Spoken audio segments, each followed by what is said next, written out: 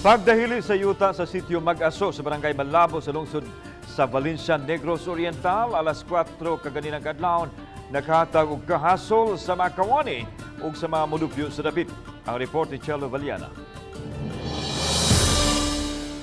Natanggong ang mga motorista sud sa pipila ka oras human mahitabo ang landslide alas 4 kaganihang kadlawon. Hinuon adunay mga motorista nga mipugos gayud pag-agi sa taliwa sa mialisngaw nga init nga aso, mga bato ug kadangog sa dan. Samtang ang ubang sakyanan mibalik hinuon sa ilang agi. Usa ka private company mipahigayon og clearing operation. Ang maong kompanya mao'y labing apektado kung adunay landslide nga mahitabo sa maong dapit.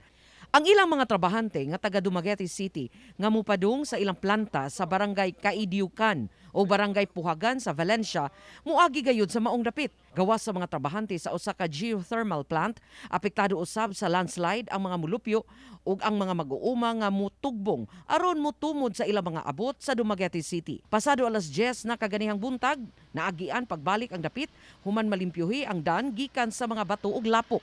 Matod sa Pag-asa, ang localized thunderstorms maoy hinungdan sa pagbunok sa kusog nga uwan nga maoy hinungdan sa nahitabong landslide. Wa hinuoy na angol sa aksidente. Uban ni Rod Prado, Chelo Valiana, Balitang Bisdak.